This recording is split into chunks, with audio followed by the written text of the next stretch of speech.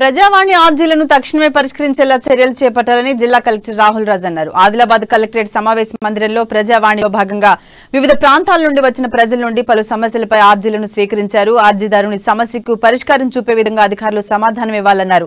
శాఖల వారీగా ఇప్పటివరకు పెండింగ్ లో ఉన్న ఆర్జీలను పరిశీలించి పరిష్కారానికి సత్వర చర్యలు చేపట్టాలని ఆదేశించారు.